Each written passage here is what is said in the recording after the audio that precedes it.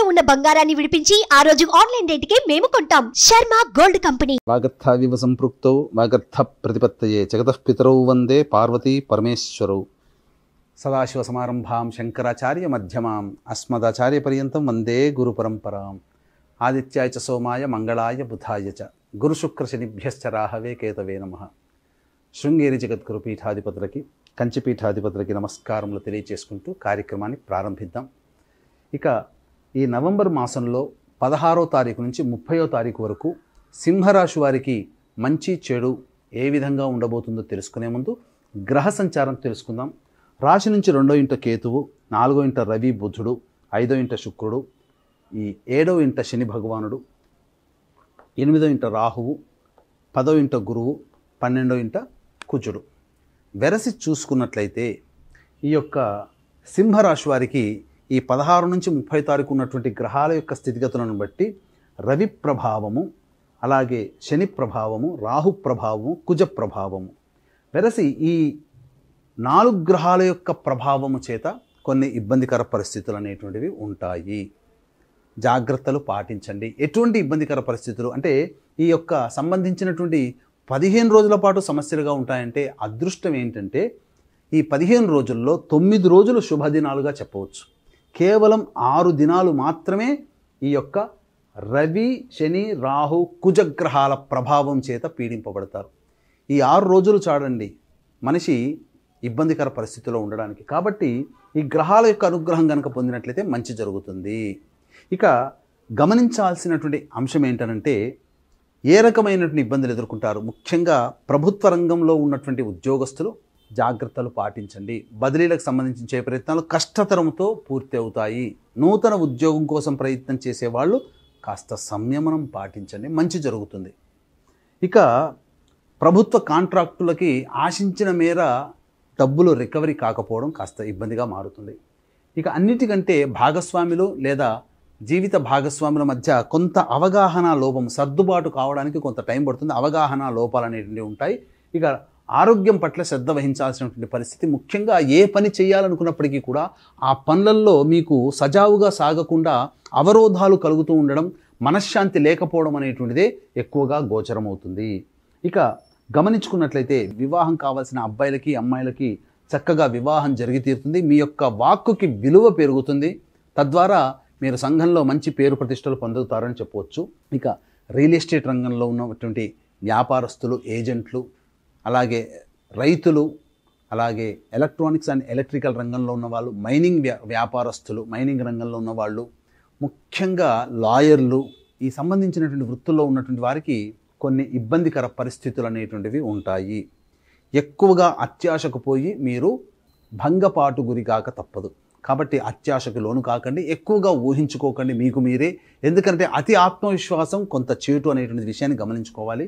ఇక ఈ చెప్పబడినటువంటి మైనింగు, లాయర్సు, అలాగే ఈ రియల్ ఎస్టేట్ రంగంలో ఉన్నవాళ్ళు, ఎలక్ట్రానిక్ అండ్ ఎలక్ట్రికల్స్ రంగంలో ఉన్నవారు, సాఫ్ట్వేర్ రంగంలో ఉన్నటువంటి వాళ్ళు నూతన పనులు చేయడానికి శ్రీకారం చుట్టకండి. వ్యాపార విస్తరణకి సరైన సమయం కాదు, ఉద్యోగ మార్పుకి కూడా సరైన సమయం కాదు అని ఈ వృత్తుల్లో ఉన్నటువంటి వాళ్ళు ఉద్యోగ మార్పుకి సరైన సమయం కాదనే విషయాన్ని జ్ఞప్తికి తెచ్చుకోవాలి.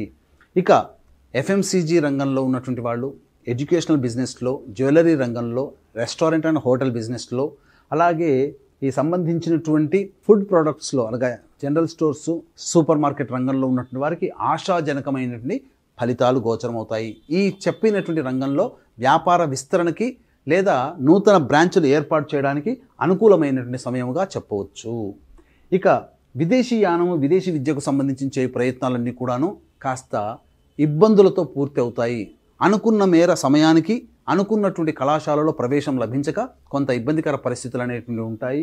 వారసత్వంగా సంబంధించినటువంటి ఏదైతే ఆస్తి వివాదాలు ఉంటాయో అవి మళ్ళీ పోస్ట్పోన్మెంట్ అయ్యేటువంటి అవకాశాలు, క్లియరెన్స్ కాకుండా పోస్ట్పోన్మెంట్ అయ్యే అవకాశాలు గోచరమవుతున్నాయని చెప్పవచ్చు.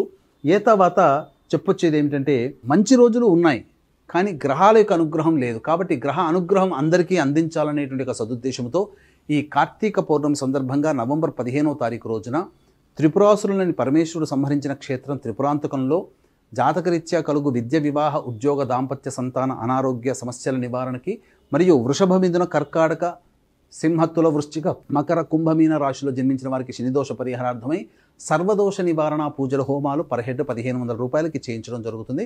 ఈ కార్యక్రమ తదనంతరం కాంటాక్ట్ చేసి గోత్రనామాదులు నమోదు చేసుకోవచ్చు.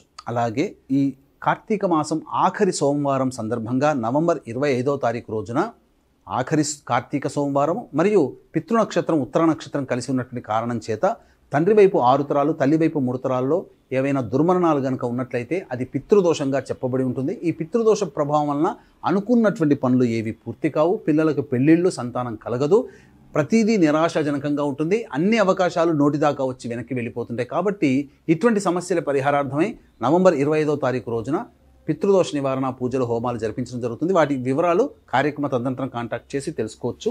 ఇక గమనించుకున్నట్లయితే ఈ నవంబర్ 16వ తారీఖు నుంచి 30వ తారీఖు వరకు ఈ సింహరాశి వారికి ఏ విధంగా ఉండబోతుందో తెలుసుకునే ముందు ప్రధానంగా అనగా ఏ రోజుల్లో ఖర్చులు ఉంటాయి, ఆదాయం ఎప్పుడు ఉంటుంది, మానసిక స్థితిగతులు ఎట్లా ఉంటాయని క్లుప్తంగా తెలుసుకుందామండి. ఇక 16, 17 తారీఖుల్లో కనుక గమనించుకున్నట్లయితే ఈ యొక్క సింహరాశి వారికి ప్రధానంగా చేస్తున్నటువంటి ప్రయత్నాల్లో మీకు మంచి జరుగుతుంది. పెద్దల సహాయ సహకారాలతో మీ యొక్క పనులు పూర్తి చేసుకుంటారు. ఉద్యోగార్థులకి ఆశాజనకంగా ఉంటుంది. నిరుద్యోగస్తులకి ఉద్యోగం లభించి తీరుతుంది. దేవాలయ దర్శనం చేస్తారు. 18, 19, 20 తారీఖుల్లో ఈ సింహరాశిలో జన్మించిన అన్ని రంగాలలో పనిచేస్తున్నటువంటి వాళ్ళకి, వ్యాపారస్తులకి, వృత్తులకి ఉన్నటువంటి వాళ్ళకందరికీ కూడా శుభములు కలుగుతాయి. అనగా అంతా ఆశాజనకంగా ఉంటుంది, లాభసాటిగా కూడా ఉంటుందని చెప్పవచ్చు. 21, 22 తారీఖుల్లో మాత్రం ఖర్చులు అధికంగా ఉంటాయి, మానసిక ప్రశాంతత లోపిస్తుంది, ఉద్రేకానికి గురవుతారని చెప్పవచ్చు. అనగా ముఖ్యంగా ఏ పని చేసినా మిమ్మల్ని ఉద్రేకపరిచే విధంగానే సంఘటనలు చోటు చేసుకుంటాయి. కాబట్టి జాగ్రత్తలు పాటించండి. ఇక 23, 24వ తారీఖులో కనుక చూసుకున్నట్లయితే పెండింగ్లో ఉన్నటువంటి పనులన్నీ పూర్తి చేసుకుంటారు, ప్రశాంతకరంగా ఉంటారు. అలాగే బంధుమిత్రులతో చక్కగా ఆనందంగా గడుపుతారు, బాధ్యతాయుతంగా ఉంటారు, అవసరానికి డబ్బు చేతికి అందుతుంది. ఇక 25, 26, 27 తారీఖులో కనుక చూసుకున్నట్లయితే మానసిక చంచలత్వం ఎక్కువగా ఉంటుంది. కుటుంబ సభ్యులతో సరిగ్గా మాట్లాడకపోవడం, బిహేవ్ చేయకపోవడం, తద్వారా వాళ్ళ అసహనానికి గురవుతారని చెప్పవచ్చు. ఖర్చులు కూడా ఉంటాయని చెప్పవచ్చు. ఇక 28, 29 తారీఖుల్లో రాని బాకీలు వసూలవుతాయి. ముఖ్యంగా మీ అవసరాలకి తగ్గట్టుగా, ఖర్చులకి తగ్గట్టుగా ధనము చేకూరుతుంది. అన్ని విధాలుగా సహాయ సహకారాలు మీరు పొందుతారు. నూతన వ్యక్తుల పరిచయం కలుగుతుంది. ఇక 30వ తారీఖు రోజున ముఖ్యంగా గృహోపకరణాలకి, వాహన మరమ్మతులకి ఖర్చులు అధికంగా ఉంటాయి. తల్లిగారి ఆరోగ్యం పట్ల శ్రద్ధ వహించాల్సినటువంటి పరిస్థితి. ముఖ్యంగా ధనముని నష్టపోతారు. అలాగే వాహనం నడిపేటప్పుడు జాగ్రత్తలు పాటించండి. ఏ తర్వాత చెప్పొచ్చేది ఏమిటంటే 21, 22, 25, 26, 27 మరియు 30వ తారీఖులో ఖర్చులు అధికంగా ఉంటాయి. సంయమనం పాటించండి. ఖర్చులను తగ్గించుకోండి లేదా వాయిదా వేసుకోండి. మరింత ఆశాజనకంగా, ఆనందంగా ఉంటారని చెప్పొచ్చు.